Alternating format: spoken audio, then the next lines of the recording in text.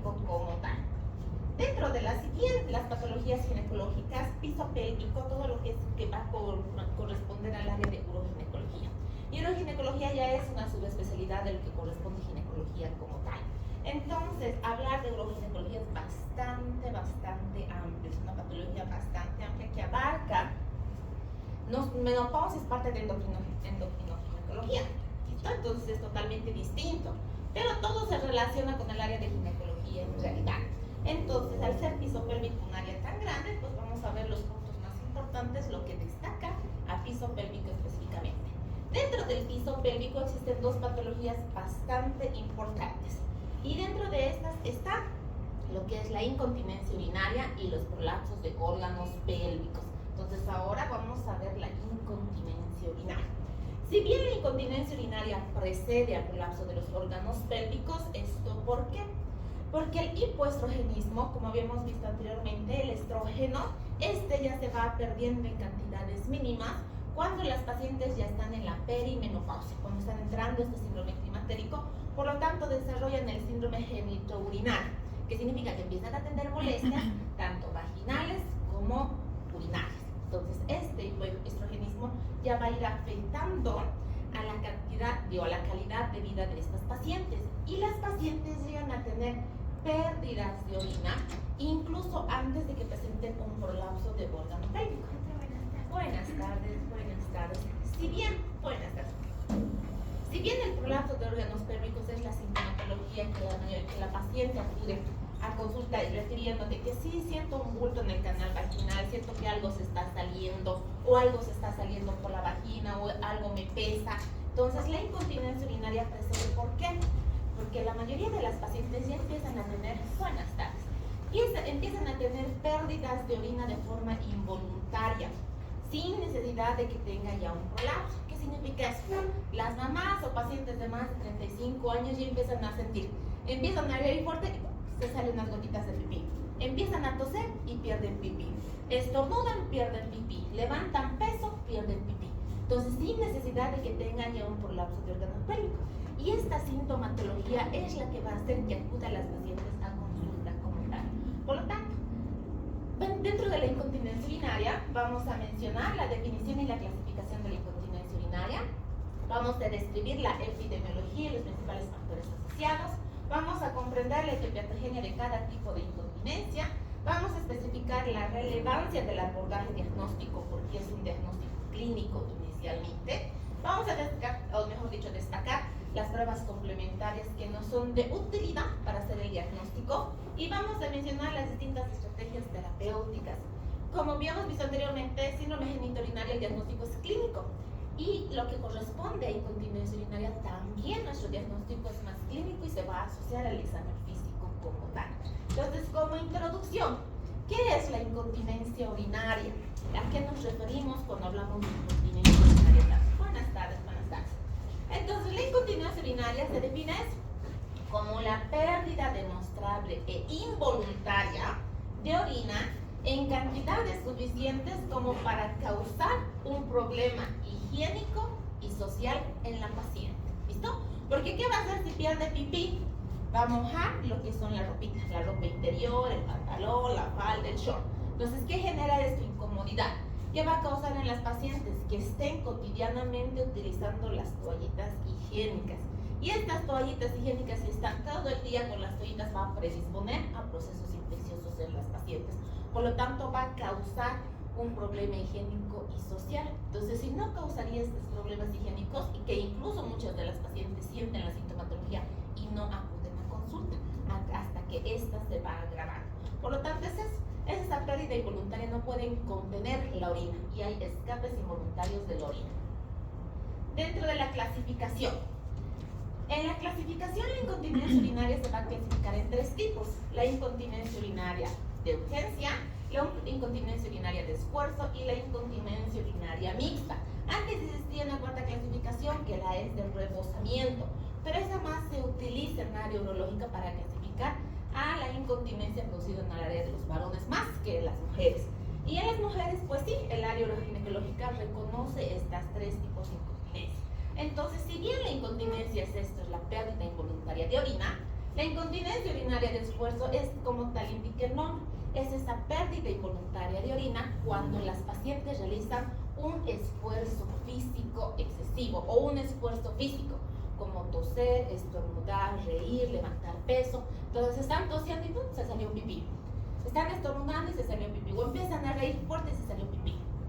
Entonces tienen esas pérdidas involuntarias tras realizar ese esfuerzo.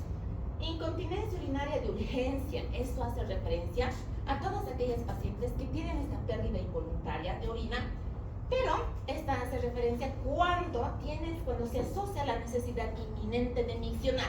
¿Qué significa eso? La mamá de repente está limpiando en el piso de arriba y el baño está en el piso de abajo. Dice, quiero ir a hacer pipí. Y hasta correr al baño para ir a hacer pipí, se perdieron gotitas de pipí antes de llegar al baño. ¿Listo? Entonces, a esta se considera como incontinencia urinaria de urgencia. Y la mixta, que va a estar asociada a ambos, tanto a la de esfuerzo como a la de urgencia. ¿Listo? Entonces, es la diferencia.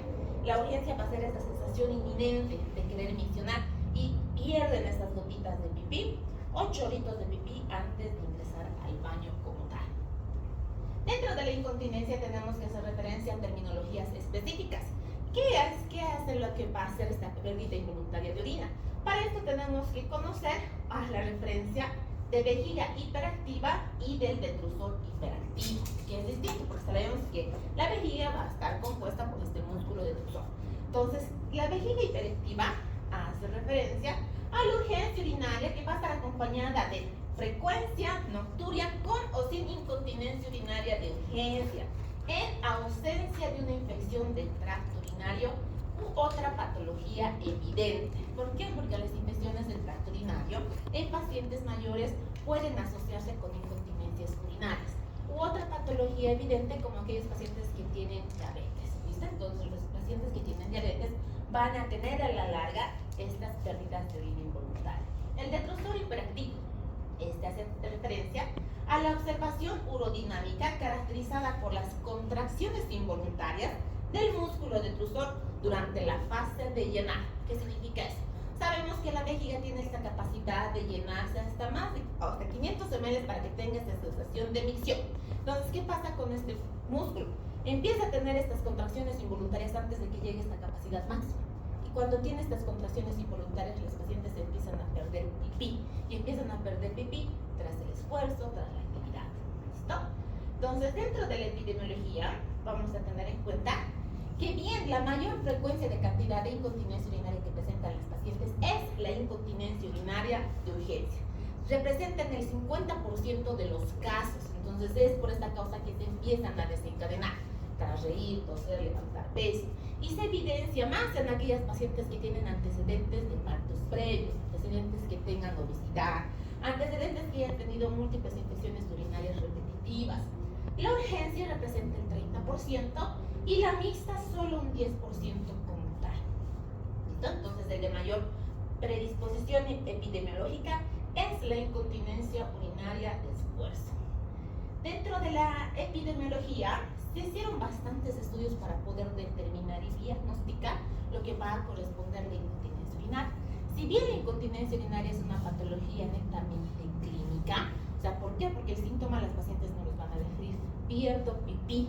Entonces, se hizo un estudio grande desde el 2010 hasta el 2021, específicamente en México, este estudio, y en este se puede identificar que han existido 883 casos, de los cuales el 86% han sido hospitalizadas.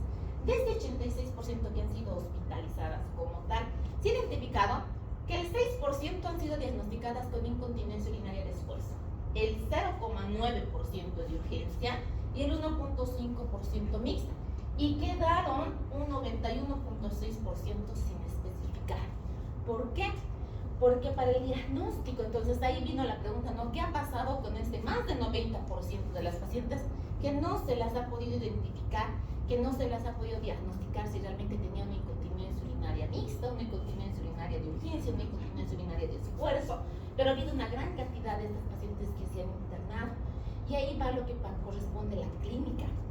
Si bien las pacientes tienen esta pérdida involuntaria de orinita, es decir, pérdida de pipí, no solo se hace referencia a la pérdida de pipí como muestra o como sintomatología que van a identificar, nosotros debemos identificar o descartar cuántas veces pierde pipí en el día.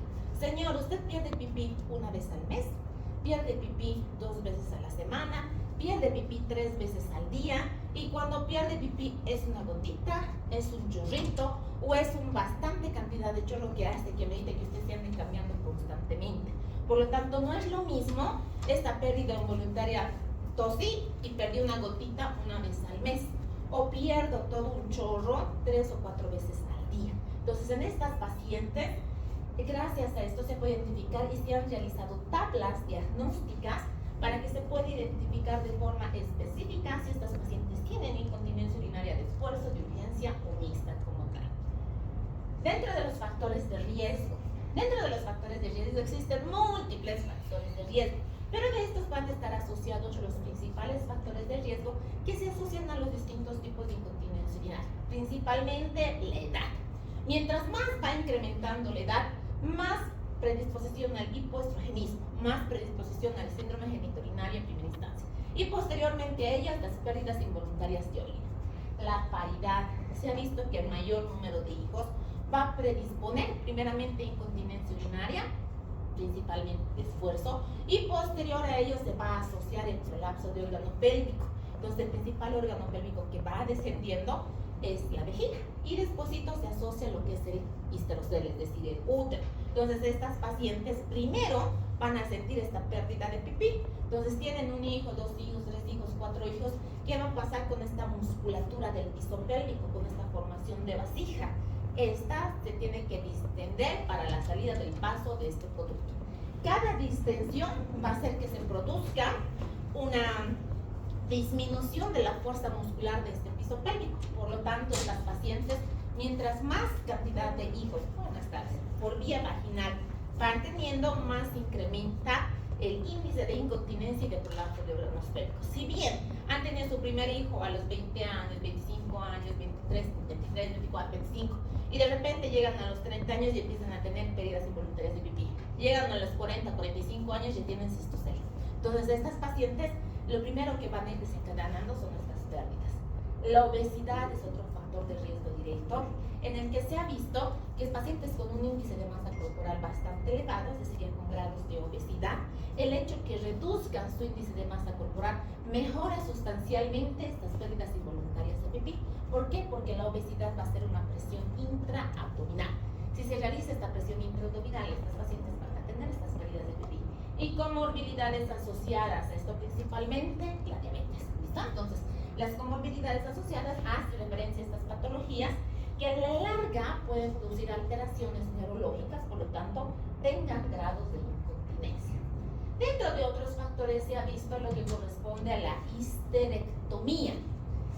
Si bien la histerectomía sirve como un factor protector en muchas situaciones, buenas tardes. La histerectomía como tal, en pacientes, se ha podido identificar que en pacientes en los que se ha retirado de forma temprana el útero, tienden a tener más incontinencia urinaria que en las pacientes en las que se les retira de forma tardía. Porque sabemos que anatómicamente delante del útero, ¿quién está? La vejiga, ¿no? Entonces, en estas pacientes en las que han tenido una histerectomía antes de los 35 años de edad, se va a producir estas pérdidas involuntarias de pipí que posteriormente se va a asociar a prolapso de órganos pélvicos. A diferencia de aquellas pacientes que son histerectomizadas en forma tardía. ¿Por qué? Porque si se realiza la histerectomía en forma tardía, ¿qué va a pasar en los pacientes que se realiza histerectomía en la etapa de la menopausia o posmenopausia? Este útero ya no tiene el mismo tamaño, por el hipoestrogenismo tiende a atrofiarse, entonces el útero de por sí ya se vuelve más pequeñito. Incluso los ovarios tienden a desaparecer.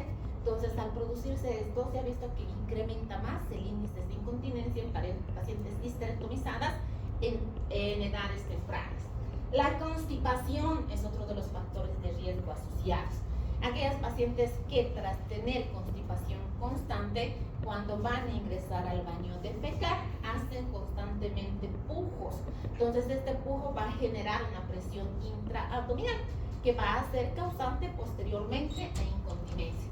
Hay pacientes que solo tienen un parto o que no han tenido ningún parto vía vaginal, pero que tenemos como antecedente la constipación.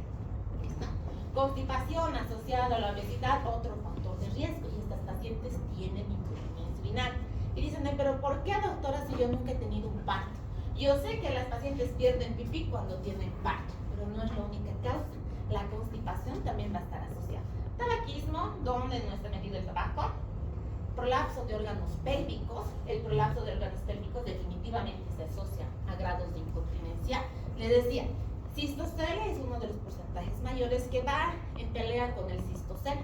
Pero las pacientes que tienen cistocele o rectocele a la larga también van presentando lo que es la incontinencia asociada al cistocele como tal. Infecciones urinarias de forma repetitiva. Las infecciones urinarias de forma repetitiva generan una inflamación a nivel de la vejiga. Y esta inflamación va a generar que estas pacientes tengan estas pérdidas involuntarias de pipí. Entonces, estas pacientes que tienen antecedentes de múltiples infecciones urinarias, pues sí pueden desencadenar lo que es una incontinencia. Y el alcoholismo. El alcoholismo también va a estar relacionado con otros factores de riesgo. ¿Listo? Ahí creo que hemos... Etiopatogenia. Dentro de la etiopatogenia, tenemos que tener en cuenta para la etiopatogenia cómo es que funciona este músculo, o mejor dicho, cómo es que funciona, cómo va a estar alterada la funcionabilidad de la estructura de la orina como tal. Para ello, vamos a hacer un pequeño recuentito anatómico de cómo es esta función. Si bien esta es la vejiga, aquí es una representación gráfica, la vejiga, la uretra y los esfínteres. El esfínter uretral interno y el externo como tal. Por lo tanto, la vejiga va a contener lo que es el músculo detrusor y el gloteo, que es parte del prótono.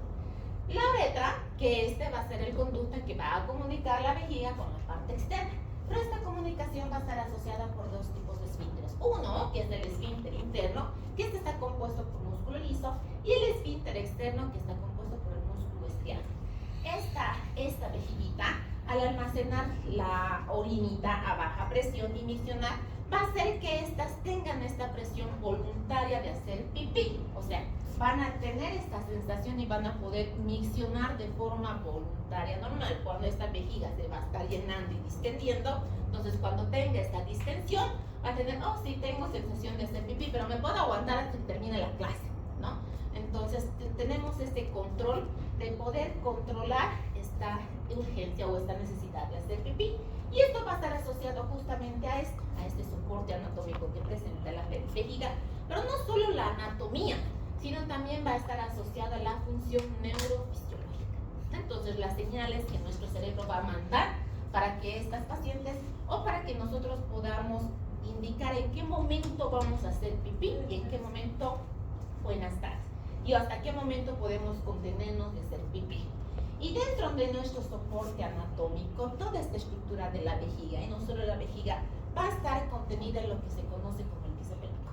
Y este piso pélvico no es nada más que la comprensión o la formación de las estructuras anatómicas a nivel del pelvis, que van a formar una estructura de hamaca, es decir, todos estos músculos van a hacer esta estructura que va a corresponder parte de lo que es de los músculos del piso pélvico, van a estar compuestas por la fascia endotélvica y el arco tendinoso que van a formar esto. Entonces, esta estructura que va a ser como una forma de vasija, como una forma de hamaca, y ahí van a estar reposando estos órganos. Y estas estructuras se ven alteradas por esta presión en el abdomen que se puede generar por la obesidad, por levantar peso, por los picos constantes. Por eso en los partos vaginales, ¿qué pasa con esta sínfisis de pubis cuando se produce un parto vaginal? ¿Se queda así sujeradito? ¿No? Se distiende. ¿Y qué pasará con este músculo del piso de la pelvis? ¿Se quedará íntegro? No, estos músculos también se tienen que distender para ayudar a salir este bebé. ¿Listo? Entonces, toda esta distensión que se va a generar, principalmente en los partos, van a generar esa presión a nivel del abdomen que van a hacer que exista una presión hacia el nivel inferior. Y estas presiones de forma constante, a la larga, va a producir estas incontinencias a nivel de la orina como tal. Tal como cualquier músculo, cuando estos entran en reposo. Por eso, si ustedes ven a los que están haciendo fisicoculturismo, de repente dejan de hacer ejercicio, ¿qué pasa con sus músculos? Ahí se chorreado porque han dejado de hacer ejercicio, ¿no? Entonces, estos músculos también son músculos y necesitan también entrenamiento. Entonces, por eso es que existe una debilitación del piso pélvico como tal. La parte neurofisiológica, este proceso de la micción va a estar asociado no solo por el sistema, este va a estar asociado por el sistema simpático, parasimpático y el somático. Por lo tanto, el sistema simpático va a asociarse a la parte de los nervios del hipogastrio que van a producir esta estimulación principalmente a nivel de la compresión de la vejiga y hacia el esfínter, o mejor dicho, al esfínter urinario interno como tal. La parte parasimpática también va a ejercer presión a nivel del plexo pélvico, que estas pacientes van a tener esa sensación de emisionar cuando esta capacidad llegue por lo menos a los 500 ml. Pero la parte somática va a estar asociada a ese deseo de emisión que nosotros podamos controlar o no a través del orificio del esfínter urinario externo como tal. Por lo tanto, los efectos colinérgicos van a hacer que se produzca una contracción del detrusor y del esfínter externo.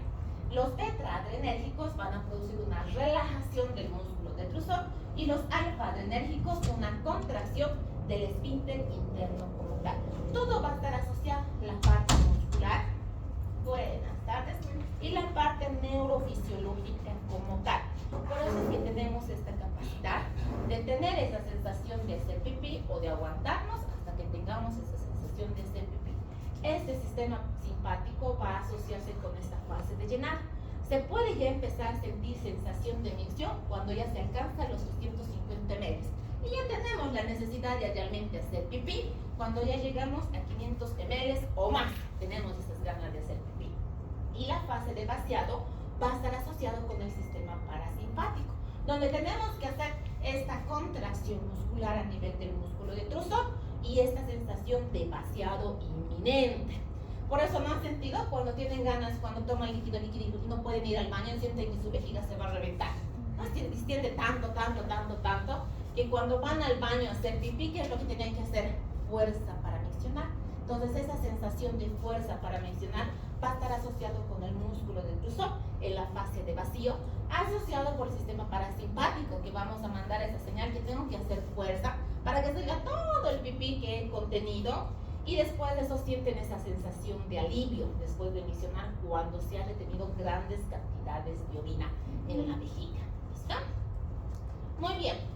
¿Cómo va a ser la etiopatogenia de la incontinencia urinaria después? Para esta va a existir una hipermotilidad uretral. ¿Qué significa esto? Que estos esfínteres van a existir una hiperactividad, lo que significa relajación, contracción, mejor dicho, y una deficiencia intrínseca del esfínter uretral como tal, produciendo por lo tanto en el grado de incontinencia una deficiencia intrínseca del esfínter uretral. Entonces, en esta incontinencia urinaria de esfuerzo, que va a generar esta hipermotilidad uretral, va a asociarse con la parte de la musculatura, es decir, esta presión intraabdominal que genera a nivel del piso pélvico, cuando esta presión se puede producir por la obesidad, por la artrosis crónica, el estreñimiento, el parto, la edad que va a estar asociada a la menopausia, van a producir eso. ¿Se acuerdan los receptores alfa-adrenérgicos y beta-adrenérgicos? Estos van a estar ubicados también a nivel de la vejiga. Por lo tanto, a nivel del hipoestrogenismo, van a generar que por la menopausia tengan esta sensación, pero va a generar esto, una hipermotilidad del uretra, produciendo por lo tanto presión en el abdomen, generando estas pérdidas involuntarias de pipí. También va a existir una deficiencia intrínseca del esfínter uretral, y esta deficiencia intrínseca del esfínter uretral interno principalmente puede estar asociada para que estas pacientes tengan estas pérdidas involuntarias de pipí por esfuerzo, por algún traumatismo pélvico, es decir, sufrió algún tipo de trauma previo, tuvo múltiples cirugías ginecológicas las pacientes, tuvo alguna enfermedad neurológica, o se puede asociar a una atrofia muscular, principalmente las que van a estar asociadas con la deficiencia intrínseca del esfínter uretral interno. La de urgencia, la incontinencia urinaria de urgencia, esta va a generar una hiperactividad a nivel del músculo detrusor. Esta puede estar producida por procesos de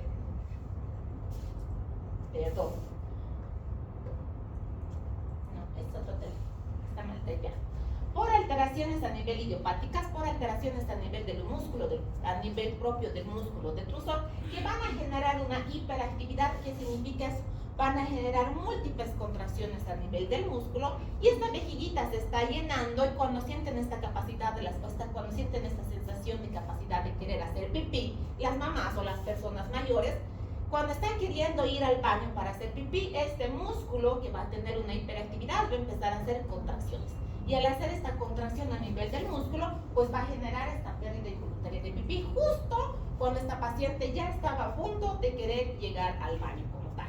Va a existir una mala actividad del detrusor. Esta mala actividad del detrusor va a estar afectando principalmente a aquellas pacientes en las que han sido sometidas a una radioterapia pélvica. Las pacientes principalmente que se produce esta radioterapia pélvica son las que tienen cáncer de cuello uterino. Entonces, en estas pacientes, las que están en estadios tempranos, pues sabemos que van a recibir radiación. Y al recibir radiación en la parte pélvica va a afectar a nivel del músculo detrusor, generando como consecuencias posteriormente incontinencias urinarias. Aquellas pacientes a las que han sido sometidas a larga data a una sonda urinaria, un sondaje urinario de larga data, entonces también va a existir una mala adaptación de este músculo detrusor, porque prácticamente este músculo detrusor va a estar como un poquito. Entonces, al producirse esto, estas pacientes van a tener estas pérdidas involuntarias de pipí de urgencia. La hipersensibilidad vesical, asociado principalmente al uroterio, a este componente del epitelio que va a generar, que va a comprender a nivel de la vejiga, que va a estar asociado por estímulos térmicos, por estímulos mecánicos o por estímulos químicos. Entonces, este epitelio, cuando las pacientes tienen sensación de incremento de temperatura, tienden a tener estas pérdidas de pipí. Y el hipoestrogenismo. El hipoestrogenismo que empieza desde antes de que se produzca la menopausia como tal, produciendo una disminución de la troficidad, una disminución de la vascularización, de la presión de cierre, y que estos van a estar generados principalmente por los estímulos estrogénicos a nivel de los receptores alfa-adrenérgicos. Entonces, el cuadro clínico. ¿Cuál será el cuadro clínico que nos van a referir las pacientes de incontinencia urinaria?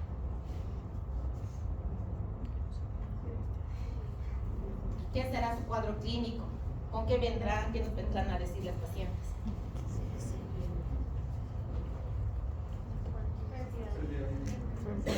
Eso, ¿qué sienten? ¿Qué van a sentir? Pierdo pipí. Entonces, su cuadro clínico no va a estar relacionado como la apendicitis. No tengo fiebre, náuseas, vómitos, me duele aquí. No, entonces su clínica de las pacientes va a ser la pérdida de pipí. Entonces, no van a acudir por otra causa. Entonces, su cuadro clínico principal es eso, esa pérdida de pipí. Pierdo pipí, doctora. ¿Y en qué momento pierdes pipí? Cuando toso, cuando me estoy riendo fuerte, cuando he levantado un peso, o doctora, no aguanto, estoy corriendo al baño y me hago pipí. Pero su cuadro clínico va a estar relacionado a esa pérdida de pipí, a esa incontinencia. Por eso es que para el cuadro clínico, si bien les decía en principio, ¿se acuerdan? El estudio que han hecho, más del 90%, un 91% de las pacientes no han podido ser diagnosticadas de forma específica a qué tipo de incontinencia pertenecían. Entonces, para eso se han creado tablas. Si bien el cuadro clínico principal es esa pérdida de pipí, debemos especificar qué tipo de pérdida de pipí es. Si es una pérdida de pipí constante, continua, intermitente, si son gotitas, si son chorritos, entonces se debe iniciar lo que es un abordaje inicial para el diagnóstico, porque mi cuadro clínico simplemente va a ser la pérdida del pipí. Entonces, para eso tenemos que hacer un buen interrogatorio, principalmente con nuestra historia clínica y con la sintomatología de nuestras pacientes, qué más me van a referir. Y si nosotros no indagamos, la paciente no nos va a contar. Lo único que la paciente nos va a decir, pierdo pipí. Entonces nosotros debemos preguntar cuántas veces al día, cuántas veces a la semana, cuántas veces al mes. Es una gotita, es un chorrito, son grandes cantidades de chorro, necesitas utilizar toallitas higiénicas, necesitas utilizar las diarias. Entonces tenemos que indagar, para eso es necesario la historia clínica y la sintomatología de nuestros pacientes. Y muy importante, la exploración física que vayamos a realizar. Para esto son importantes las medidas antropométricas. ¿Qué significa eso? Índice de masa corporal. ¿Y cómo voy a sacar el índice de masa corporal? Peso y tamaño. Entonces, por lo tanto, es importante estas medidas. ¿Por qué? Porque habíamos visto que uno de los factores de riesgo principal es la obesidad, asociado a alteraciones neurológicas, alteraciones abdominales o alteraciones urogenitales como los propios prolapsos de órganos pélvicos. ¿Listo? se ha visto que tras realizar simplemente la historia clínica, tanto el interrogatorio como el examen físico, este va a tener una sensibilidad de hasta un 92%. Y gracias a esto se ha podido identificar, buenas tardes, que existe un grado de evidencia A, que es decir, un grado de evidencia altísimo, para poder diagnosticar a estas pacientes realizando la historia clínica y el examen físico como tal, es decir, la sintomatología que nos va a referir, que nosotros vayamos indagando y especificando la sintomatología que van a presentar. Y dentro de los exámenes complementarios, gracias a las medidas antropométricas y la exploración física, va a llegar a una sensibilidad de un 61% y una especificidad de un 87%.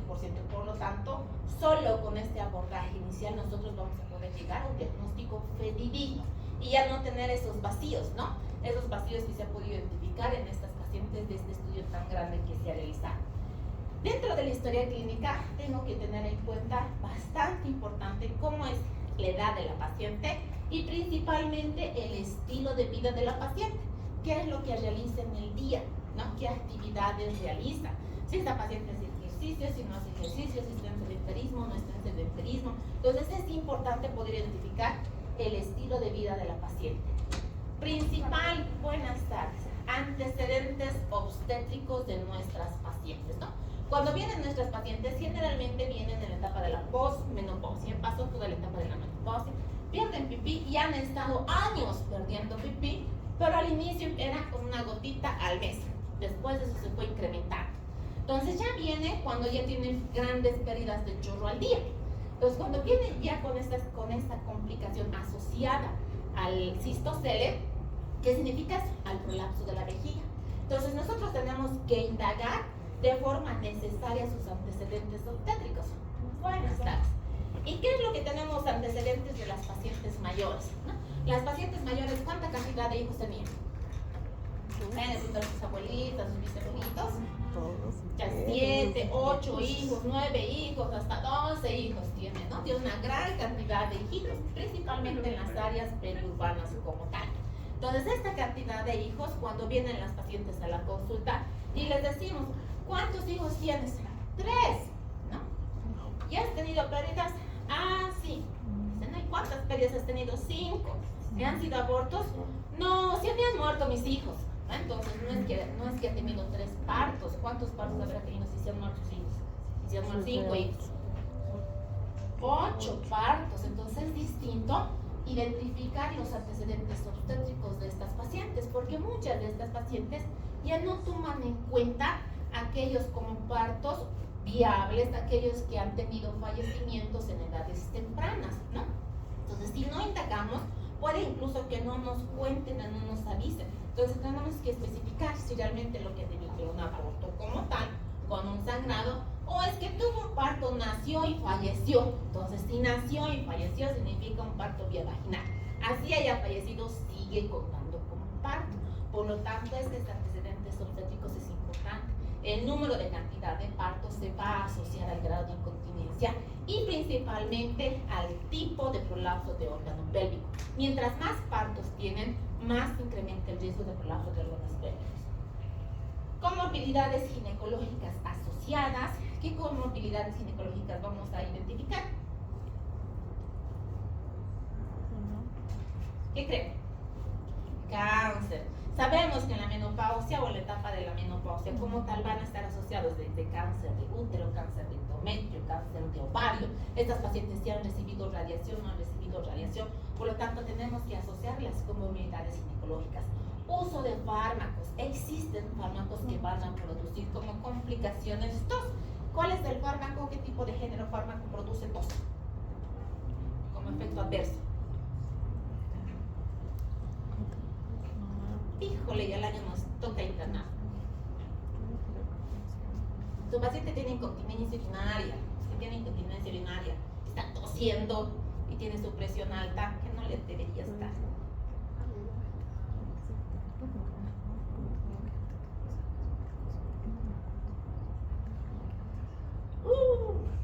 ¿Qué es el enalapril? ¿Qué es?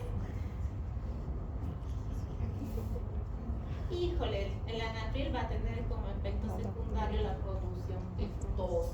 ¿Listo? Entonces, en estas pacientes, si produce efecto de tos, ¿qué va a generar si tiene incontinencia? Más incontinencia, se sigue presentando accesos de tos. Por lo tanto, los fármacos también van a estar asociados. Sí, doctora, tengo presión arterial alta y utilizo enalapril. ¿No? Entonces, esta paciente ya va a tener y encima tiene incontinencia urinaria. ¿Listo? Causas reversibles. ¿Qué podemos identificar como causas reversibles? La obesidad. Entonces, si esta paciente es obesa, habíamos dicho, ¿no? Es uno de los factores de riesgo principal, la obesidad.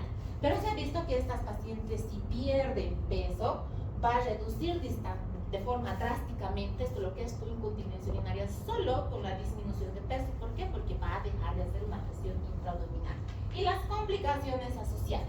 Dentro de las tres complicaciones tenemos desde las cirugías uroginecológicas como tal, antecedentes de prolapsos de órganos pélvicos previos, cirugías por prolapsos de órganos pélvicos.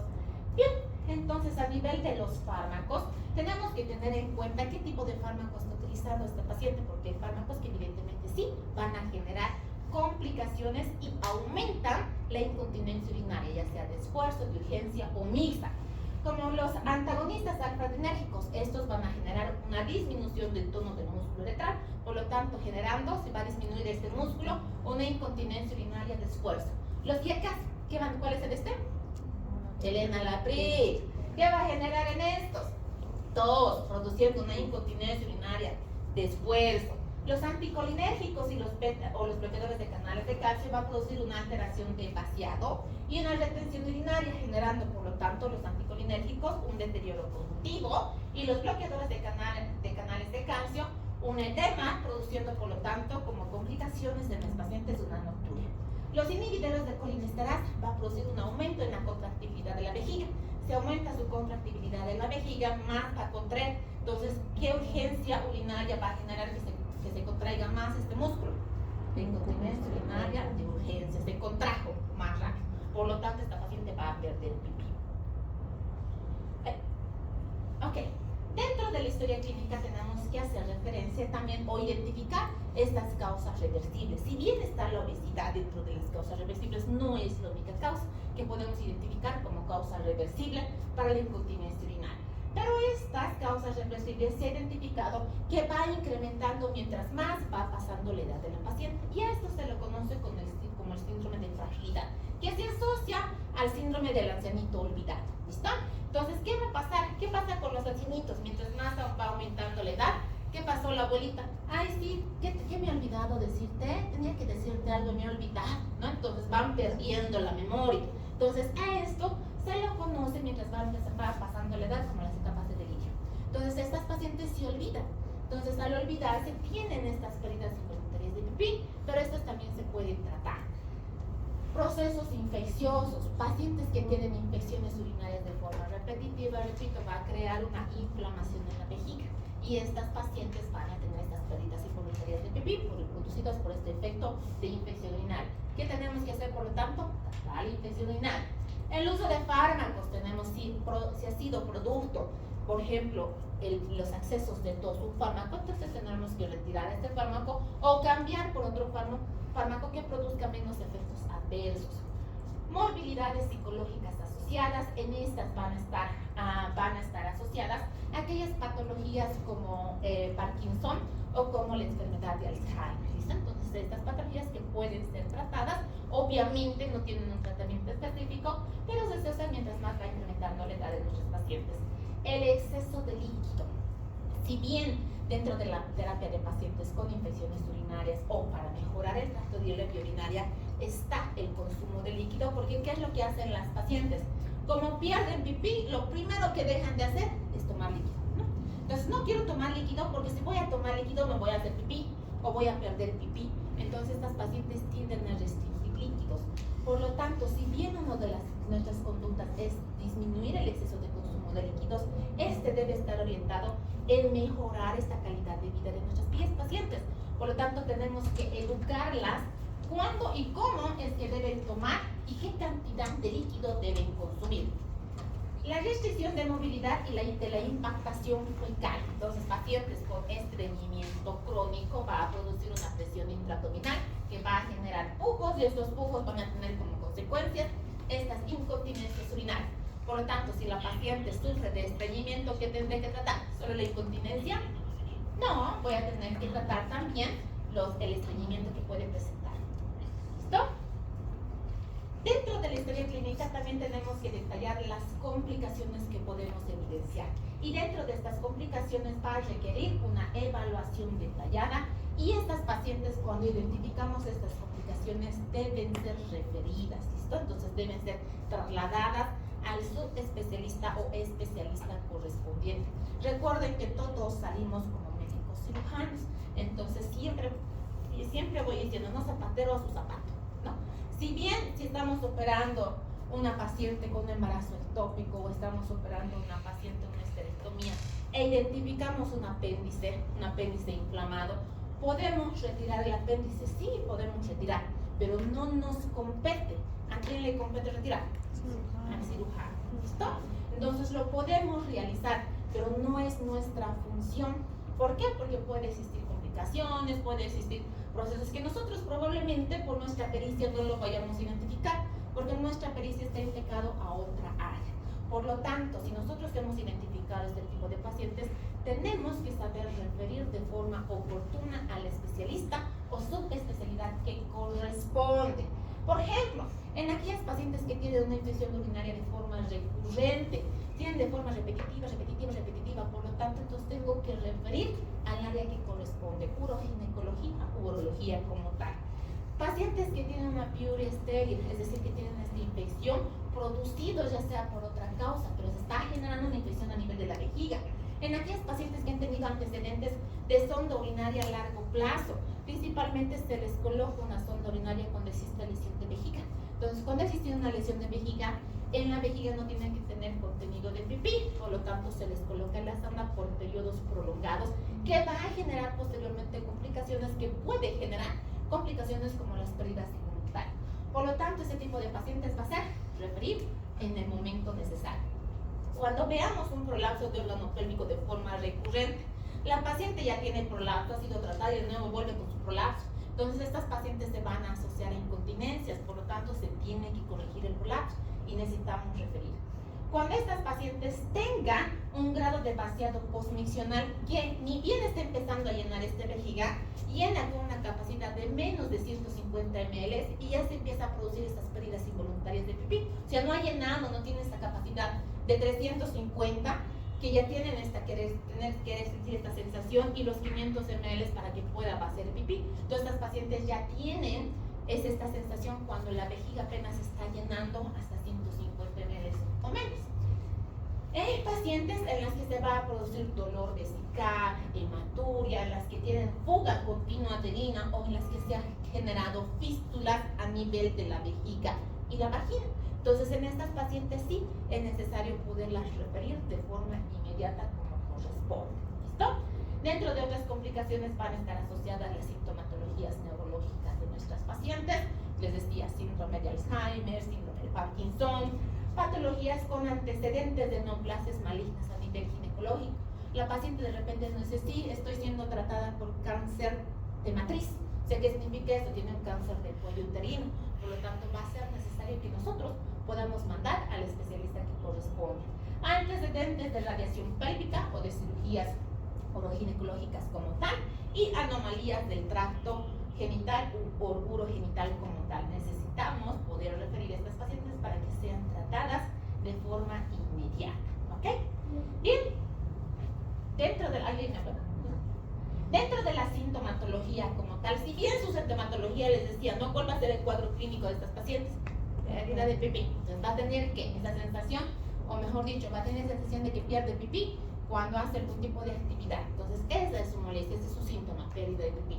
Pero tenemos que identificar qué, el inicio, la duración de esta pérdida de pipí, cuáles han sido los factores predisponentes para que pierda pipí, qué síntomas genitourinarios están asociados, si solo es pérdida de pipí, si siente presión, si siente sensación de bulto a nivel cada que está haciendo o cada que tiene esa sensación de pérdida de pipí, si existe o no interferencia en su calidad de vida de las pacientes. ¿Se acuerdan qué es el concepto de incontinencia? La pérdida involuntaria de pipí que afecta el bienestar y la calidad de vida de nuestras pacientes. Por lo tanto, nuestras pacientes si pierden pipí una vez al mes, pues no nos van a venir a consultar. ¿Cuándo nos van a venir a consultar? Cuando realmente va a afectar su calidad de vida. Pierde pipí que moja toda la toalla higiénica y tiene la necesidad de cambiarse de forma inmediata. Entonces estas pacientes, no quiero salir porque voy a toser y me voy a hacer un chorro de pipí. Entonces estas pacientes van a afectar la calidad de vida.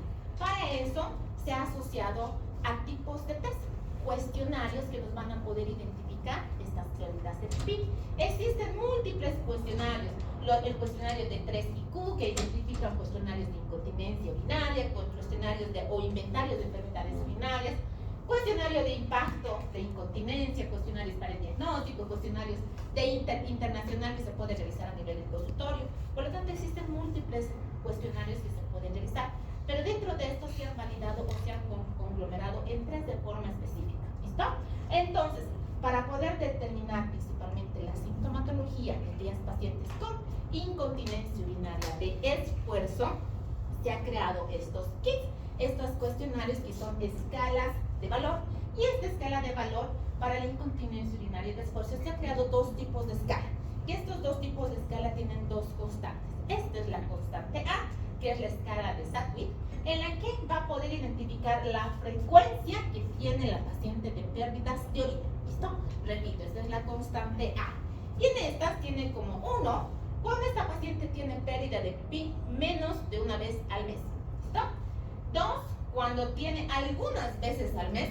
Señor, ¿y cuántas veces pierdes pipí? No es seguido, doctora. ¿Será una vez al mes? No, deben ser como unas 2, 3 o hasta 4 veces al mes. Entonces tiene estas pérdidas algunas veces al mes.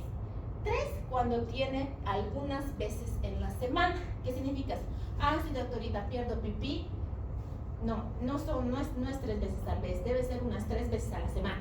Entonces estas pacientes ya nos identifican que va aumentando la constante. Y 4, cuando tiene estas pérdidas involuntarias todos los días o la noche. ¿Listo? Entonces vamos a ir identificando. Esta es la frecuencia de las pérdidas voluntarias. Dentro de esta frecuencia, mejor dicho, dentro de esta sintomatología del interrogatorio de la incontinencia urinaria de esfuerzo, va a estar asociada la constante B. Y dentro de esta constante B, vamos a tener que identificar la cantidad de orina que se escapa. Por lo tanto, no solo había sido las veces que se hace pipí, sino qué cantidad de orina pierde pipí. Y en esta se identifica como 1 cuando solo pierde algunas gotitas, pequeñas gotitas o una gotita que identifica como muy poca cantidad. Cuando pierde un pequeño chorro, que se identifica como moderada cantidad, y cuando pierde un chorro grande, que se identifica como abundante cantidad. Y estas 2 constantes se tienen que multiplicar. Multiplicando estas 2 constantes vamos a poder identificar el grado de incontinencia urinaria de esfuerzo. Por ejemplo, si la paciente me dice, doctora, pierdo pipí algunas veces al mes, y de estas algunas veces al mes, ¿qué cantidad de pipí pierdes? ¿Gotitas, un chorrito pequeño, un chorrito grande? No, gotitas, doctora. ¿Cuánto tiene esta paciente? 2. Pierde pipí algunas veces al mes. 2. ¿Y gotitas? Por 1, 2. ¿Cuánto es? Tengo que multiplicar. 2. ¿Hay cuenta? 2. Tengo que multiplicar 2 por cuánto. Por 1. Por 1. ¿Cuánto es? 2. ¿Y por qué no? Sí. ¿Qué tal? Entonces, si pierdes las pequeñas cantidades, yo tengo que multiplicar las 2 constantes. Y al multiplicar voy a poder identificar qué grado de incontinencia urinaria de esfuerzo tiene. Si esta paciente tiene 0, ¿qué significa? ¿Cuándo me daría 0? ¿Cuándo tiene cantidad? 0 por 1, ¿cuánto es? 0. 0. ¿No? Entonces, sí, doctorita, no pierdo pipí al mes, pero alguna vez al año he perdido pipí y ha sido una gotita, pero en el mes no. Durante el mes no. Entonces esta paciente ya está teniendo estos grados de incontinencia, pero todavía no ha llegado a nuestras escalas para poderla catalogar como incontinencia específica. Entonces 0 cuando no se evidencia incontinencia. Leve cuando tiene una puntuación de 1 a 2. Moderado, puntuación de 3 a 6. Severa de 8 y 9 y muy severa cuando es mayor a 12. ¿Listo? Entonces en estas pacientes se han creado estas escalas para poder identificar estos grados. En la incontinencia urinaria de urgencia complicar en esta incontinencia. Recuerden que la incontinencia urinaria de esfuerzo es esa pérdida involuntaria que va a estar asociada a esa necesidad inminente de querer hacer pipí. Quiero hacer pipí, está corriendo al baño para hacer pipí, se salió el pipí. ¿Listo? O sea, no se va a salir en grandes cantidades de chorro, pero sí va a tener estas pérdidas, estas gotitas, pequeños chorritos, justo cuando ya está llegando para hacer pipí. Por lo tanto, no ha podido contener, no se ha podido aguantar de hacer pipí. Para estas también va a existir lo que es la escala, en la que va a describir el grado de urgencia y el impacto en su vida cotidiana. Es decir, qué tan grande es esta necesidad de querer hacer pipí y cómo va a impactar en su vida. Entonces, considera 0 cuando no tiene ninguna percepción de urgencia. ¿Listo? Se considera 1 o leve cuando la percepción de urgencia, cuando tiene esta percepción de urgencia, pero lo tolera fácilmente y no va a afectar sus actividades diarias. ¿Qué significa eso? Tengo ganas de hacer pipí, pero puedo aguantar, ¿no? Entonces puedo aguantar esta necesidad de querer hacer pipí y no le va a afectar. Está limpiando, de repente quiero ir al baño, terminaré de limpiar esto para después ir al baño. Entonces no va a tener esta necesidad, tampoco le va a afectar su calidad de vida. Moderar, cuando hay urgencia que genera una sensación de incomodidad o interfiere con sus actividades cotidianas. De repente la paciente está haciendo y tiene ganas de hacer pipí, voy a terminar de limpiar, no aguanto, no voy a terminar de limpiar, mejor me voy a hacer pipí. Entonces ya está afectando en la calidad de vida de su actividad cotidiana de las pacientes, ya se considera grave. Y severa cuando la incontinencia urinaria de urgencia genera una incomodidad extrema que produce un deterioro abrupto en todas las actividades que va a realizar. ¿Listo? Entonces, de repente está haciendo algo y tiene que dejar de hacer las cosas porque tiene esa necesidad inminente de querer hacer pipí. Entonces, estas pacientes ya va a afectar en su calidad de vida. Y eso se afecta incluso en la calidad de vida asociada a su vida cotidiana, el trabajo, su estabilidad. Entonces, va a generar una complicación en estas pacientes. Y esta inestabilidad en su vida cotidiana va a hacer que acudan recién a consulta a las pacientes. Dentro de la exploración física, dentro de esta exploración física habíamos indicado, es importante todas las medidas antropométricas. Peso, talla, para poder determinar el índice de masa corporal. Alteraciones neurológicas, como el estado funcional, el estado mental, que tienen o presentan las pacientes. Alteraciones abdominales, como sensación de masas palpables o vejiga palpable o dolor a la palpación. ¿En qué pacientes vamos a poder palpar una masa ginecológica? Ya, un cáncer bien avanzado, que crezca grande, ¿no? Miomas. El mioma que va a producir compresión, puede ser un mioma subseroso o intramural que va a producir un crecimiento abundante y sí va a distorsionar lo que es el útero, puede protruir hacia la vejiga y producir molestias a nivel urinario. ¿Listo? Y urogenitales que se va a asociar con el prolapso de órganos pélvicos. Por lo tanto, en la exploración física tenemos que hacer una exploración fidedigna y minuciosa del área urogenital. Para eso es importante ver los reflejos de las pacientes, los reflejos del área genital, no el reflejo de la rodilla, ¿no? No, los reflejos del área urogenital. Verificar el piso pélvico, la tonicidad del piso pélvico. Para esto vamos a hacer la escala de Poquiu, que esto lo vamos a ver en prolapso de órganos pélvicos, que es el tema posterior, que es cortito en relación a esto. Pruebas de tos, la prueba de Kitty, en la que se utiliza un hisopo, y la especuloscopía, todo con exploración física. ¿Listo? Entonces, ¿qué vamos a ver en la escala de reflejos? En la escala de reflejos no es nada más que agarrar un hisopo y en esta parte del área perineal ir sintiendo los reflejos de la paciente. Si voy pasando todo el área perineal o vulvar, ¿qué va a generar en los reflejos? Contracción del piso pélvico, ¿no? Entonces, esta paciente sí definitivamente hay estímulo al reflejo, pero ya las pacientes cuando dejan de tener este estímulo ya no sienten o es muy poco el estímulo del reflejo que va a presentar. Y la escala del POQ. La escala del POQ va a valorar esto. Esto lo que estamos viendo es un prolapso de vejiga. ¿Listo? Entonces las pacientes acuden con esta sensación. Tengo esta sensación de bulto, siento que algo se está saliendo o hay una masa que me molesta, ¿no? Lo empujo con mi dedito, pero se vuelve a salir. Entonces en estas pacientes ya tienen grados de prolapso. Y este es un cistocele. Entonces este cistocele es la vejiga que está aquí abajo. ¿Dónde debería estar su vejiga? Arriba, encima del útero, ¿verdad? Aquí está el útero y aquí arriba está la vejiga. Y esta paciente tiene ya la vejiga que está protruyendo por el canal vaginal. Entonces, en estas pacientes sí tenemos que identificar el grado de prolapso que tiene. Y para eso se hace lo que es la determinación con COPIU, para ver qué grado se está prolapsando. Si esta paciente tiene la vejiga hasta aquí abajo, ¿qué creen? ¿Que pierde pipí o no? Sí, definitivamente va a perder pipí. Ya sea a esfuerzos moderados o severos, pero va a perder pipí porque ya no tiene la contención del músculo del piso pélvico como tal. Las pruebas de tos, para esto es muy importante en nuestras pacientes, que se va a relacionar con las maniobras de Valsalva también. Creo que me pasó un tiempo.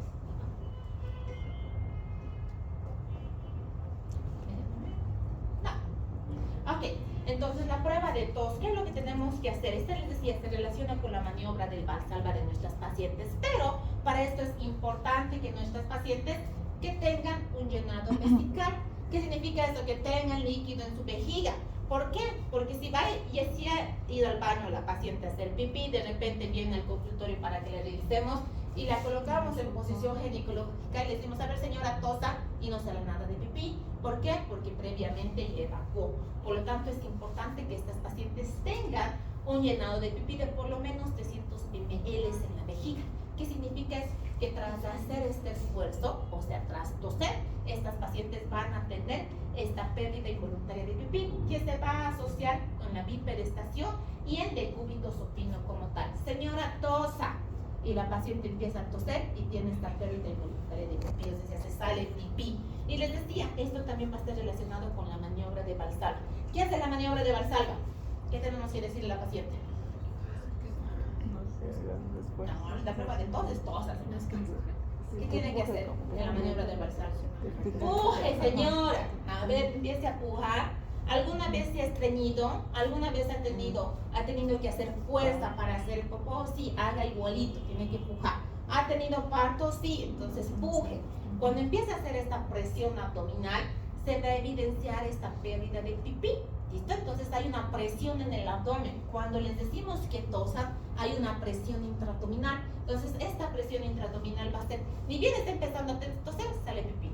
O hace la maniobra de Valsalva, es decir, presión intraabdominal y sale pipí. Por lo tanto, si sale pipí, esta prueba se considera positiva, que está evacuando tras el esfuerzo físico. La prueba del Q-tip.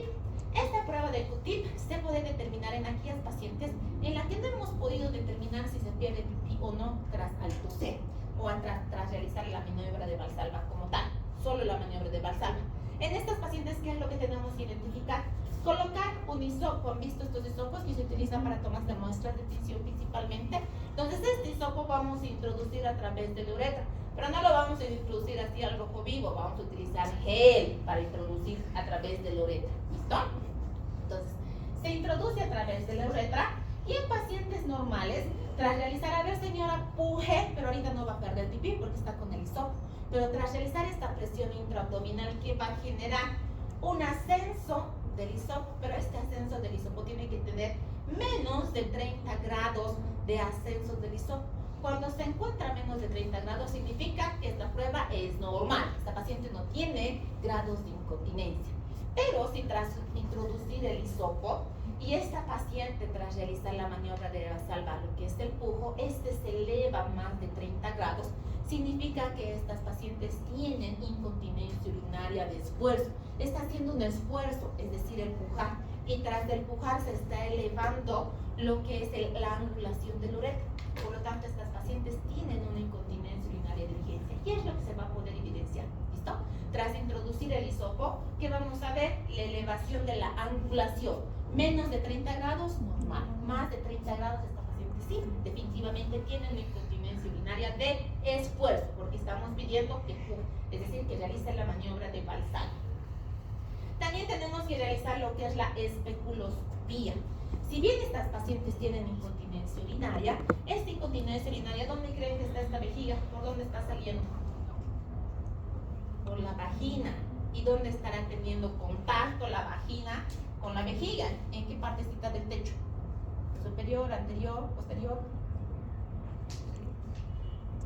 Por la parte superior, la vejiga está arriba del útero y esta está descendiendo desde la parte superior. Por lo tanto, se pueden producir fístulas entre la vejiga y el canal vaginal.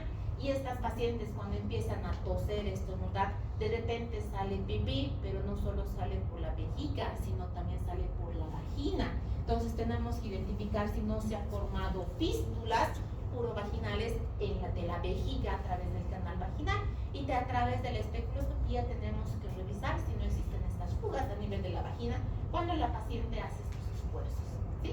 Entonces, dentro de las pruebas complementarias, si bien estas pruebas complementarias nos ayudan, hasta ahora hemos tenido toda la sintomatología que ellos ya nos hacen confirmar tiene incontinencia urinaria de esfuerzo, de urgencia o mixta como tal. Y dentro de las pruebas complementarias está principalmente el diario misional. Señora, vamos a registrar, hasta que te hagas tus demás estudios, cómo es tu estilo de vida hasta ahora. Durante una semana me vas a registrar cuántas veces haces pipí, si necesitas o no de toallitas higiénicas, si pierdes pipí al toser, estornudar, qué día, en la mañana, en la noche, todo tiene que registrar la paciente, por eso se le denomina como diario misional. Las pruebas de toalla, utilizando las toallitas higiénicas, se tienen que pesar esta toallita cuando está limpia y con qué cantidad de orinita se ha llenado cada vez que pierde pipí. Análisis de orina para detectar las infecciones urinarias, el volumen residual postmisional, la ultrasonografía pélvica y la urodinamia. Entonces, el diario diccional va a estar dirigido a esto. Se entregan a las pacientes tablitas y en estas pacientes, señora, me vas a registrar qué hora estás yendo a hacer pipí en su diario vivir, sin modificaciones de estilos de vida aún. Entonces vamos a registrar cuántas veces haces pipí en la mañana, en la tarde, en la noche. Vamos a registrar si has tenido algún antecedente durante tu micción. ¿Qué significa eso? Si ha habido escape de pipí, pérdida de pipí, cuántas veces has tenido pérdida de pipí, si ha sido gotita, chorrito la pérdida de pipí, si has perdido pipí cada que estabas tosiendo, riendo, estornudando, si has tenido la necesidad de tomar, o mejor dicho, qué cantidad de líquido has tomado durante el día, si has tomado medio vaso, una jarra, 2 jarras, 2 litros, se tiene que identificar, y si han tenido la necesidad o no de utilizar protectores diarios. Entonces, todo esto se va registrando en nuestros pacientes dentro de su diario vivir. Esto no es con modificación de estilo de vida, esto es su diario de la paciente, o sea, cómo es su estilo de vida hasta el momento. La pruebita de la toalla, les decía, lo que se hace es cuantificar. Esto va a determinar una prueba cualitativa y cuantitativa. Es decir, qué cantidad de orina pierde pipí, por eso se denomina la prueba de toalla. Lo que se hace es pesar la toallita íntegra, que no esté con ningún tipo de contenido, y posteriormente pesar cuando esta paciente pierde pipí. Ahí vamos a poder determinar la cantidad de chorro de pipí que va perdiendo. A corto plazo se puede ver de forma cualitativa, pero ya a largo plazo es inminente que podamos cuantificar cuánto es esta pérdida de pipí que van teniendo las pacientes durante el día, durante la semana. El análisis de orina. Toda paciente que nos identifica que viene con incontinencia urinaria es de ley que le hagamos un examen general de orina. ¿Listo? Sí, doctora, pierdo pipí, pero no tengo ningún síntoma de orina, de infección de orina. No, doctora, no tengo infección urinaria, pero solo pierdo pipí. Entonces, así las pacientes nos nieguen alguna sintomatología urinaria, es importante que nosotros identifiquemos con un examen general de orina. ¿Por qué? Porque se ha visto que las infecciones urinarias repetitivas producen incontinencia urinaria. Pero si bien producen una incontinencia urinaria, estas pacientes que tienen pérdida involuntaria de pipí son predisponentes a que sufran de infecciones urinarias. Por lo tanto, tenemos que descartar que esta pérdida involuntaria de pipí no tenga una infección urinaria sobreañadida. Eso lo podemos determinar a través de tira reactiva o un simple general examen de orina.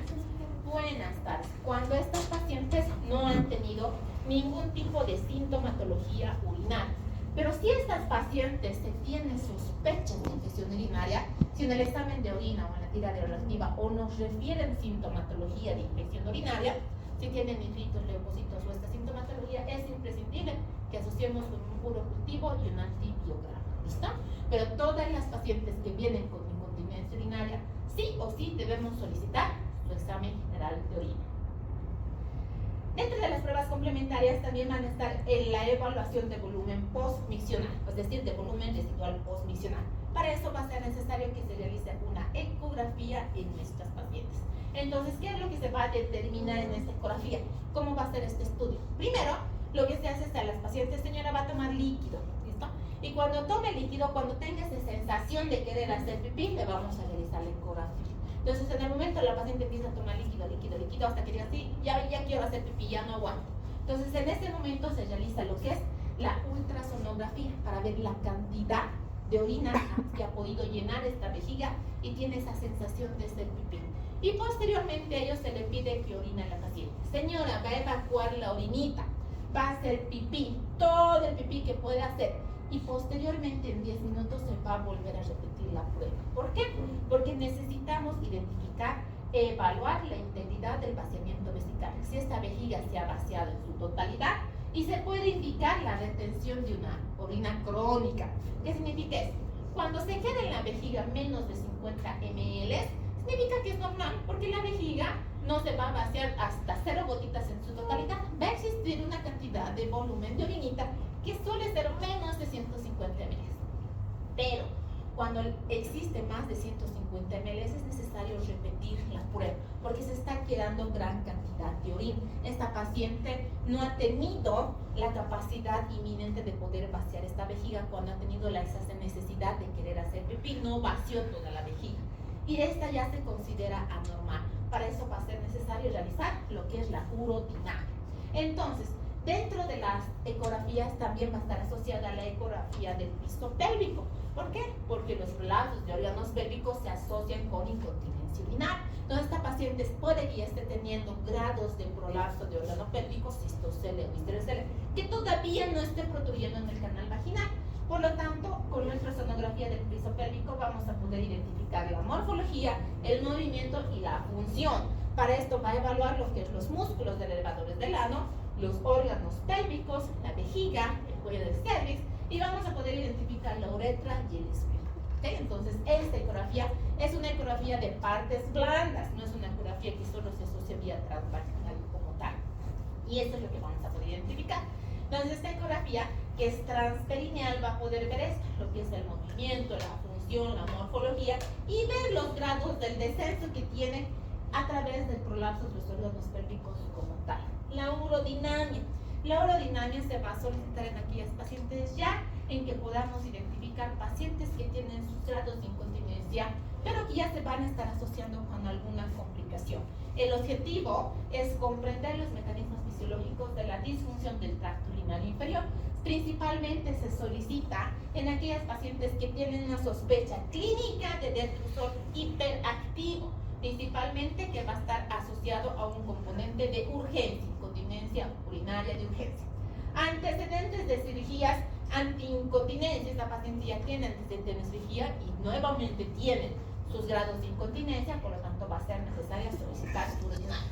Antecedentes de cirugía de prolapso por compartimiento anterior, síntomas sugestivos de trastornos de vaciamiento y el prolapso de órganos pélvicos según la escala de Bourdieu en grado 3 o 4. Entonces, dentro de los otros estudios complementarios va a estar asociado lo que es la flujometría de orina residual, en la que esta se va a ver el grado del vaciamiento también. Este es un estudio objetivo y cuantitativo de la micción. Va a medir eso, va a medir el volumen miccional como tal y el volumen residual postmiccional y el flujo urinario máximo. Se va a asociar a los estudios de la ecografía, pero este va a medir la cantidad y con qué esfuerzo esta paciente está haciendo pipí. Entonces se va a asociar a la flujometría va a determinar el volumen en realidad. La cistometría, si bien estos estudios están más asociados a la corresponden al área uroginecológica como tal, se tiene que identificar, por eso es necesario que nosotros podamos referir a nuestras pacientes en el momento oportuno. ¿Por qué estas? Y estos son estudios de complementario más específicos en nuestras pacientes. Para nosotros va a ser importante realizar esta parte de clínica. Por lo tanto, la cistometría es una medición de presiones a través de la sonda urinaria y la sonda rectal. Y va a medir la presión que se encuentra dentro de la parte interna a través de la fase de llenado.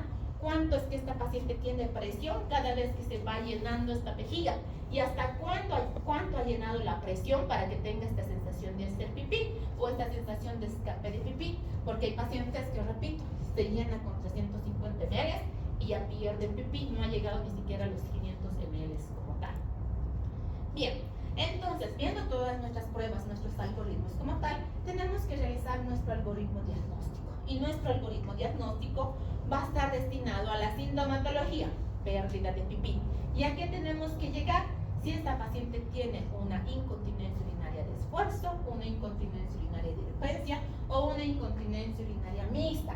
Pero si la paciente viene con pérdida de pipí, sí o sí tengo que solicitar lo que es nuestro examen de orina. Y si tiene sintomatología asociada, lo que es, o alteración en su examen de orina, no debemos excluir lo que es un urocultivo y un antibiograma como tal, para poder tratar de forma específica nuestras pacientes. Nuestro tratamiento que va a ir dirigido, ¿se acuerdan la tablita que le hemos dicho que llenen nuestras pacientes? Entonces va a ir a modificar el estilo de vida. Por lo tanto, se tiene que realizar una terapia conductual.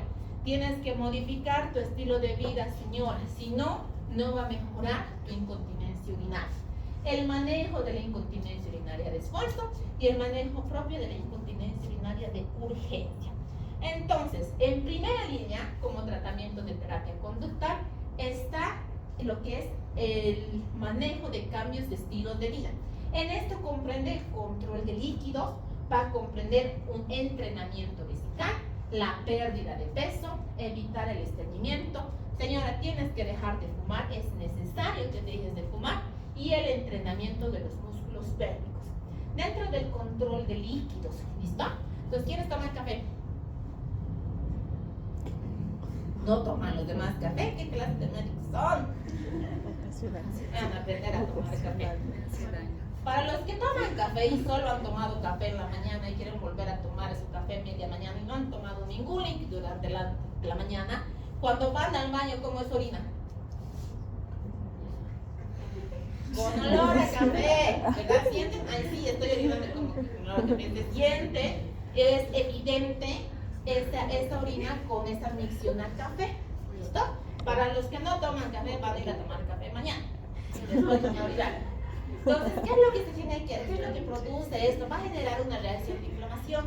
Entonces, esta reacción de inflamación en estas pacientes con se tiene que hacer un cambio de estilo de vida y controlar los líquidos. Y dentro de este cambio de vida se debe evitar estos pacientes anticolinérgicos. Por lo tanto, ¿qué es lo que tenemos que hacer? Señora, si tomas café, tienes que disminuir tu consumo de café o anular tu consumo de café. Tienes que disminuir o anular tus bebidas carbonatadas, cero gaseosas, ¿no? Entonces ya no tienes que tomar gaseosas, señora. Tienes que disminuir, anular tus bebidas dietéticas y alcohólicas, ¿listo? Todos estos que van a generar este proceso de reacción de inflamación. ¿Qué debe hacer? Señora, tienes que tomar líquido, no es que vas a dejar de tomar líquido, tienes que tomar líquido, y la cantidad máxima de líquido que tienes que tomar son 2 litros durante el día. Pero ¿cómo vas a tomar esta cantidad de líquido? Tienes que tomar en pequeñas cantidades de 120 a 150 ml por hora, lo que significa que vas a ir tomando un vasito y medio durante todo el día, máximo hasta las 6 de la tarde o máximo hasta 2 horas antes de dormir. ¿Por qué? Porque toda esa cantidad que has ido tomando tienes que ir evacuando y lo vas a eliminar antes de que te vayas a dormir, porque no puedes tener esa sensación de micción durante la noche y que te despiertes toda la noche para hacer pipí. Por lo tanto, tienes que ir tomando estas pequeñas cantidades de agua, 2 litros de agua al día, y 2 horas antes de dormir, preferiblemente hasta las 6 de la tarde. Entonces, ¿cómo vamos a ver este entrenamiento vesical? Si bien estás tomando líquido, señora, vas a educar a tu vejiga. ¿Qué significa eso? Mínimo, de forma cronometrada, tienes que ir 2 o 3 veces, mejor dicho, cada 2 o 3 horas ir al baño a hacer pipí. Así no tengas las ganas de hacer pipí, cada 2 horas tienes que ir a hacer pipí, porque estás tomando 120 a 150 ml por hora, lo que significa que vas a llegar a unos 300 ml en 2 horas y tienes que ir a vaciar tu vejiga. Pero señora, no me da ganas, pero doctorita, no me da ganas de hacer pipí. Tienes que educar tu vejiga. Ya cada 2 horas tienes que ir a hacer pipí. Y esto no solo va a estar relacionado con esa sensación de querer hacer pipí. Ay, no, todavía no es 2 horas y no tengo ganas de hacer pipí. No voy a ir a hacer pipí. Entonces estas pacientes se las tienen que educar, que vayan vaciando lo que es la orinita. ¿Esto por qué? Porque va a aumentar de manera sistemática el intervalo de tiempo entre las misiones para recuperar la continencia. Mientras más vaya educando esta vejiga, esta paciente va a tener menos sensación de incontinencia como tal. Por lo tanto, va a disminuir los episodios de incontinencia de urgencia. No va a tener esa necesidad de que esta vejiga se llene totalmente y esté corriendo al baño y antes de llegar al baño hacerse pipí. Pérdida de peso. El aumento de peso va a producir esta presión intraabdominal e intravesical, produciendo una disminución de la tonicidad del músculo pélvico, llegando a producir la incontinencia. Por lo tanto, reducir el peso en las mujeres con sobrepeso u obesidad mejora sustancialmente los síntomas asociados a incontinencia urinaria. Evitar el estreñimiento. El estreñimiento también va a ser este efecto defecatorio. Este efecto defecatorio, una presión abdominal que va a generar incontinencia. Si bien no se han determinado pruebas específicas contra el estreñimiento, sabemos que las pacientes cuando están estreñidas hacen los efectos pujatorios para poder defecar. Suspender el tabaco. El tabaco en forma crónica va a producir tos y esto va a producir un aumento de la presión intraabdominal, produciendo por lo tanto a la incontinencia urinaria de esfuerzo. ¿Qué tenemos que hacer? Señora, tiene que dejar de fumar. Ahora, en la terapia conductual va a estar asociado lo que es el entrenamiento del músculo pélvico. Para estos son los ejercicios de Kegel. Entonces, estos ejercicios de Kegel tampoco son milagrosos, no significa que una vez, 2 veces va a ser suficiente. Estas pacientes, para que se vean cambios, es necesario que hagan durante 6 u 8 semanas de forma continua para poder identificar grados de cambios de la incontinencia urinaria como tal. Los ejercicios de Kegel, estos ejercicios de Kegel de forma que va a generar estas contracciones mantenidas, que pueden producirse de forma mantenida y lenta, va a estimular las fibras aerobias tipo 1, produciendo por lo tanto mejoría en la fuerza. Y las contracciones rápidas, intensas, que van a hacer los músculos más rápido e intenso, va a potenciar las fibras anaerobias tipo 2, disminuyendo la urgencia. Pero estas pacientes tienen que hacer de formas repetidas de la incontinencia urinaria de esfuerzo 3 series al día de 10 contracciones mantenidas durante 10 segundos cada uno, o sea 3 veces al día mínimo, durante ¿cuánto? 6 u 8 semanas. Y para las urgencias, 5 u 8 contracciones rápidas de máxima intensidad. Por lo tanto, no es solo una vez al día lo que va a hacer el ejercicio de Kegel. Entonces, estos tienen que ser varias veces al día. Es igual como entrenar los músculos. Cuando van al gimnasio a entrenar los músculos, hay quienes van 1 hora al día y hay otros que viven todo el día en el gimnasio, ¿no? Entonces, en estos pacientes se empieza a tonificar esta musculatura. Lo mismo hacen los ejercicios de Kegel. Y se ha visto que en aquellas pacientes que están con embarazos, que empiecen a hacer la tonicidad de los ejercicios de Kegel durante el embarazo, mejora el porcentaje de disminuir el prolapso y la incontinencia después del parto. ¿Está? Dentro de los entrenamientos de los músculos pélvicos, en aquellas pacientes que no saben identificar, no sé, doctora, si estoy haciendo bien o no, lo que son mis ejercicios de Kegel, actualmente lo que es derivar a fisioterapia del piso pélvico para que les enseñen a hacer los ejercicios de Kegel, pero también existe lo que es el biofag y la electroestimulación, en las que se puede identificar, se colocan las pacientes electrodos para poder identificar cómo son estas contracciones que tienen que realizar y pueden identificar para posteriormente puedan realizar los ejercicios específicos.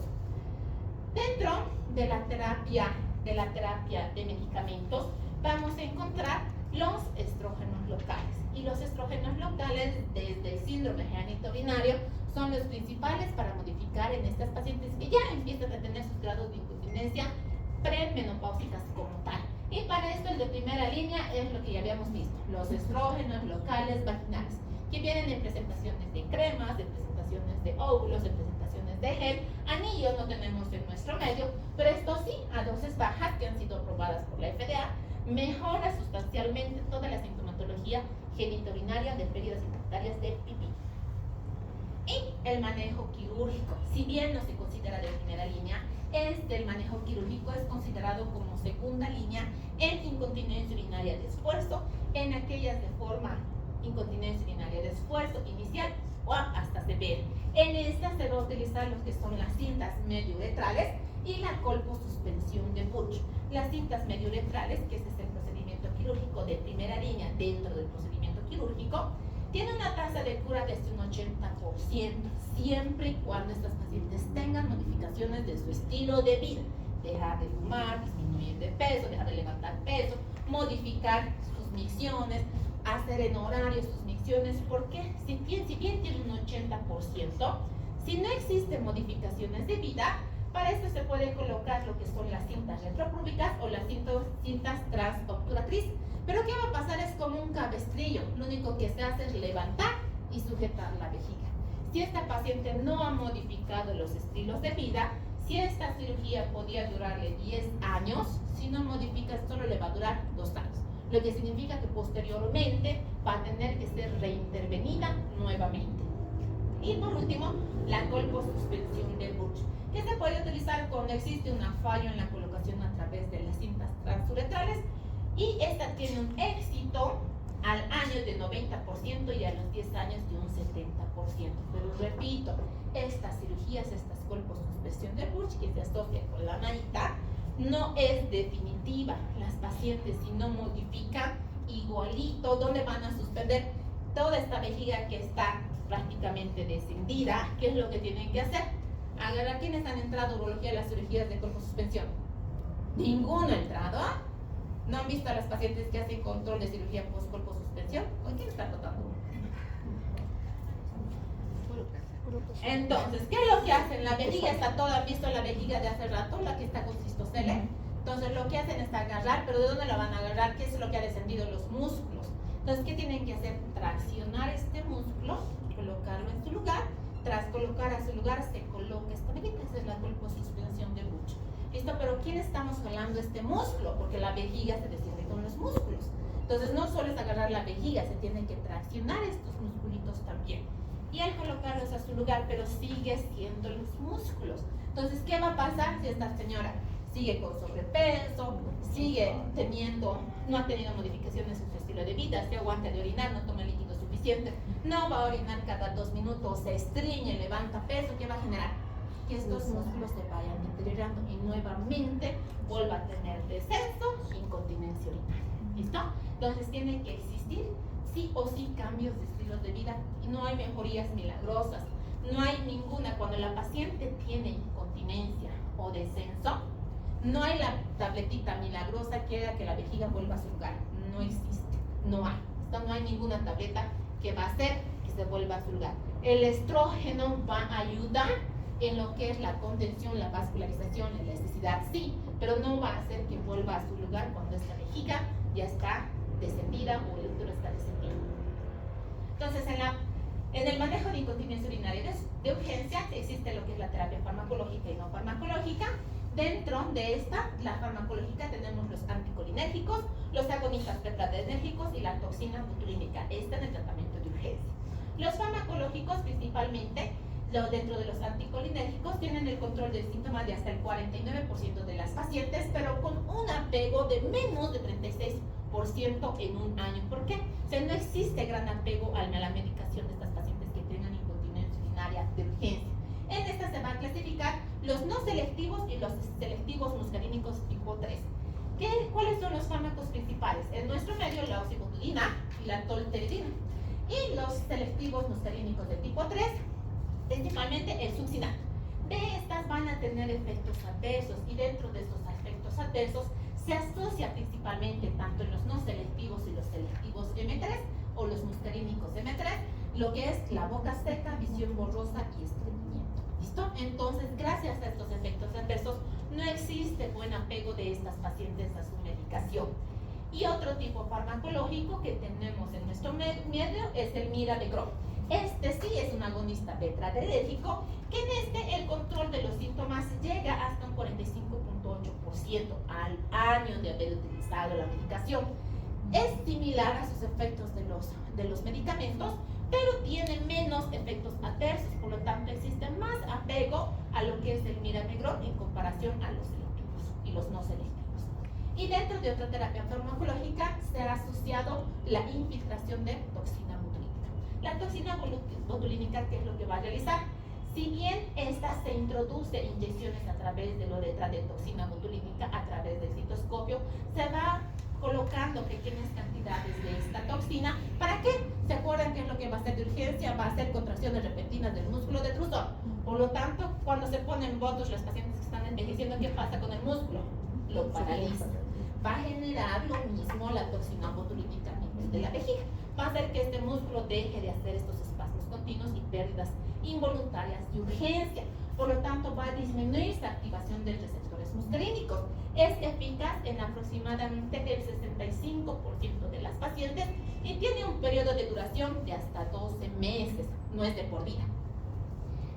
Pero ¿cuáles son los riesgos de estas pacientes? En estas pacientes pueden tener riesgos de retención urinaria hasta un 10% y pacientes que se quejan de infecciones urinarias hasta un 35%, pero se ha visto que tiene más efectividad en comparación con los medicamentos, con el apego de la medicación, porque la medicación tiene que tomar todos los días y esta aplicación es la aplicación de la toxina que le puede durar hasta un año.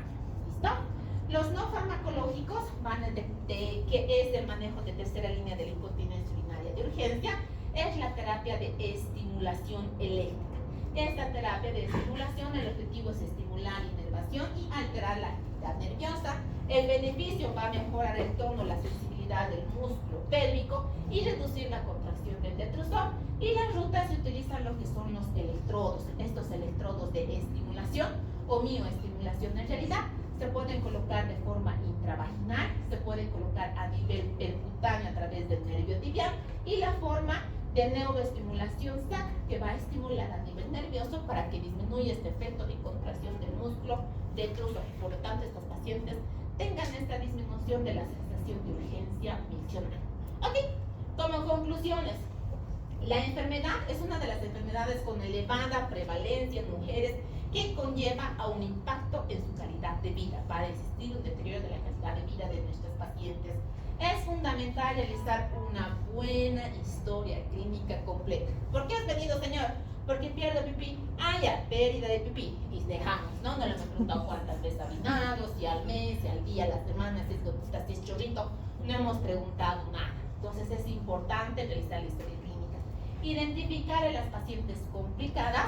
Y si he identificado una paciente complicada, pues no me la voy a quedar, la tengo que referir de forma oportuna. Individualizar las pruebas complementarias de las pacientes en el contexto en las que se encuentran. Si están asociadas a prolapso, no les voy a pedir sonografía de piso pélvico para poder identificar. El manejo inicial siempre va a ser la terapia de la conducta. Tienen que existir modificaciones de estilo de vida de esta paciente para que pueda mejorar y cambiar lo que es la incontinencia urinaria. Y en caso de llevar una incontinencia urinaria severa, en ausencia de respuesta de primera línea, debemos referir sí o sí al especialista o subespecialista que sea necesario. ¿Listo? Esto en cuanto a su tema, es decir, esta es la parte más prolongada. Lo que es prolapso de órganos pélvicos, después de esta parte ya es más corto. ¿Ok? Eso es todo.